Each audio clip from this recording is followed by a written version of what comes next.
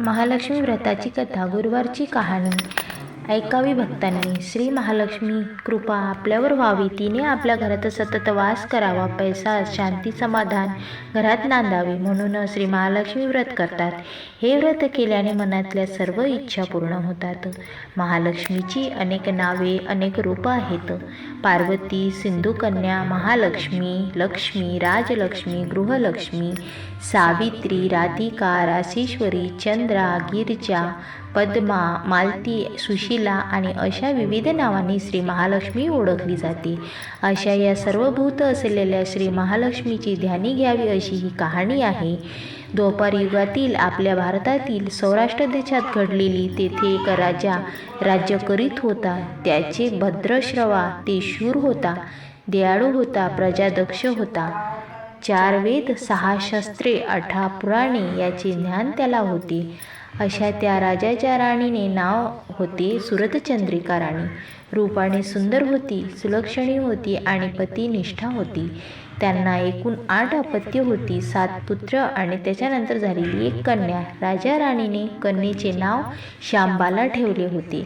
एकदा देवीच्या मनात आले की आपण राजाच्या राजप्रसादी जाऊन त्याने राजा आणखी सुखी होईल, प्रजेलाही तो आणखी सुखी देईल, गरिबांकडून राहील आणि दर सगळ्या संपत्तीचा एकटाच उपभोग घेईल.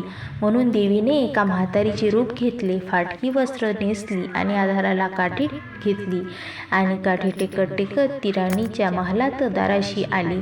तिला पाहताच एक दासी पुढे आली. तिने म्हातारीला विचारले, कोण ग तू बाई, कुठून आलीस, काय काम काढलंस आणि तुझं नाव काय आहे, गाव काय आहे. असं तिला म्हातारीचं रूप घेतलेलं श्री महालक्ष्मी म्हणाली, माझं नाव कमला, द्वारकेला राहते मी, तुमच्या राणीला भेटायला आले. कुठे आहे ती. दासी म्हणाली, राणी साहेब महालात आहेत. त्यांना सांगायला गेले तर त्या माझ्यावर रागावतील. तुला त्या कशा भेटतील. तुझा अवतार पाहून तू तिला हाकलून देतील. तू इथेच थोडा वेळ आडोशाला थांब. म्हातारीला राग आला. ती संतापून म्हणाली, तुझी राणी गेल्या जन्मी एका वैश्याची पत्नी होती. तो वैश्य फार गरीब होता. त्यावर त्या दोघांची नेहमी भांडणं होत. नवरा तिला मारहाण करी.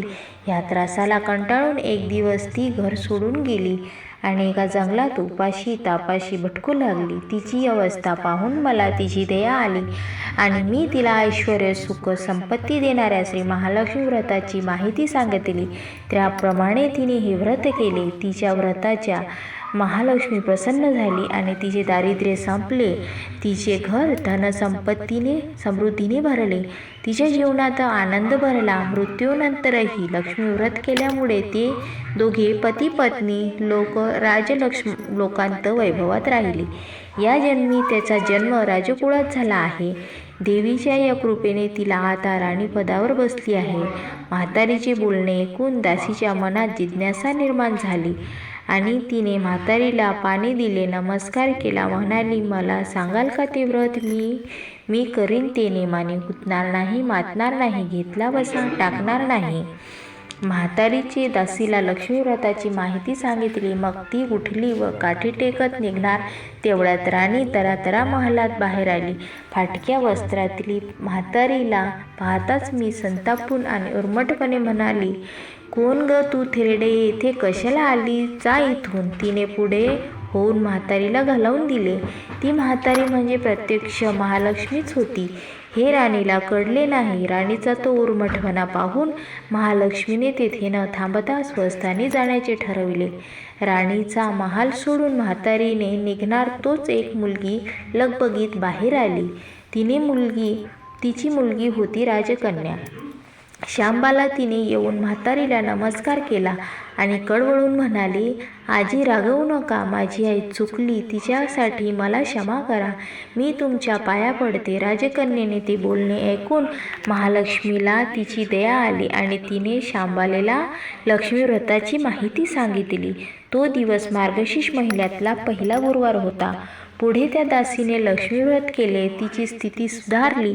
दासी पण सोडून ती संसार सुखाने करू लागली. राजकन्या शांबालीनेही भक्तिभावाने सांगितल्याप्रमाणे महालक्ष्मी व्रत केले. सगळे नेम धर्म पाळून दर गुरुवारी तिने हे व्रत केले. शेवटच्या गुरुवारी उद्यापन केले. व लवकरच बालेचा विवाह सिद्धेश्वर नावाच्या राजाशी मालाधर नावाच्या राजपुत्राशी झाला.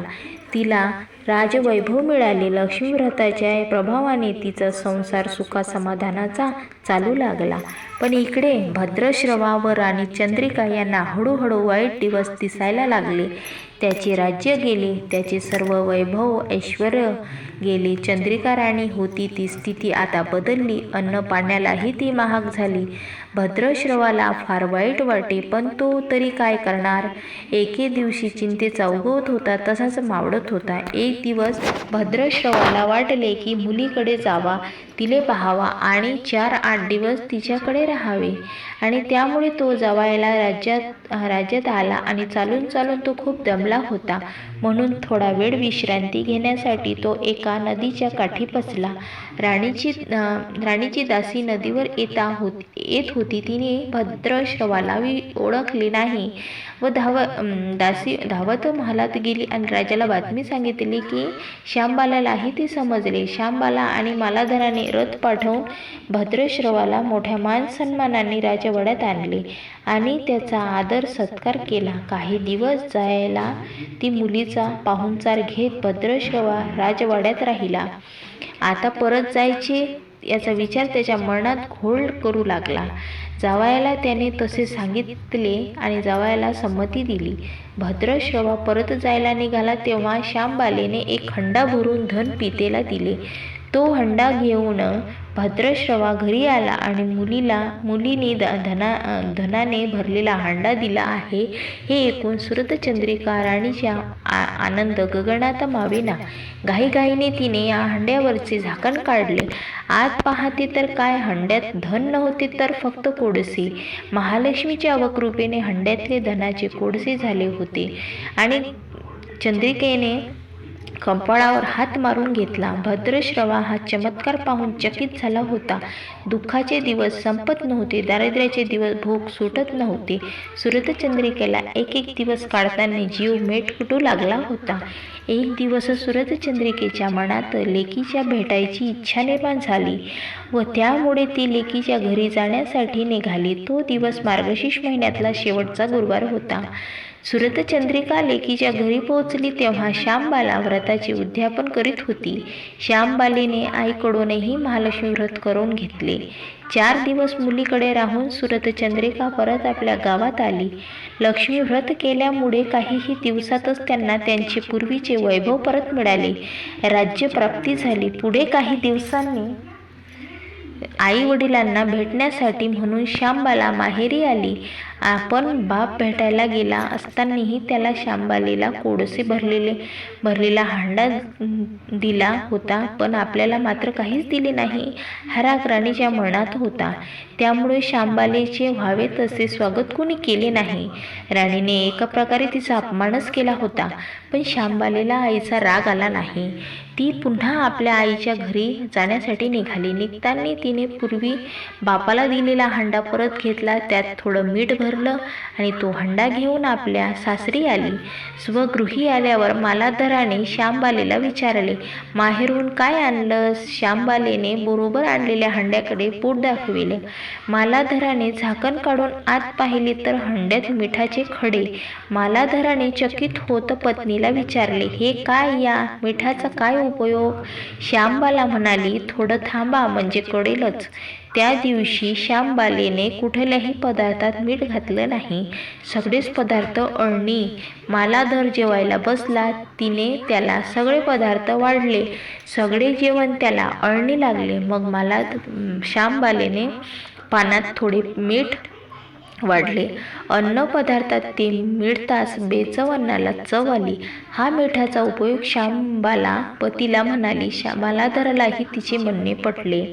थोडक्यात जे कोणी महालक्ष्मी व्रत श्रद्धेने आणि मनोभावे करतील त्यांना महालक्ष्मी प्रसन्न होऊन तिच्यावर तिची कृपा होईल. पण श्रीमंती आल्यावर सुद्धा माणसाने उतू नका, मातू नका. नेमाने श्री महालक्ष्मी व्रत करायला देवीचे मनन चिंतन करावे, म्हणजे देवी सदैव तुमच्या पाठीशी उभी राहील, तुमच्या कामना पूर्ण करतील.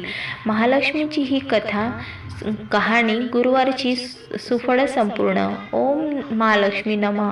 ओम शांती शांती शांती. महालक्ष्मी माता की जय. तर मित्रांनो, तुम्हाला हा माझा व्हिडिओ कसा वाटला? लाईक करा, शेअर करा, सबस्क्राईब करा आणि बेल आयकॉनला क्लिक करा. नमस्कार.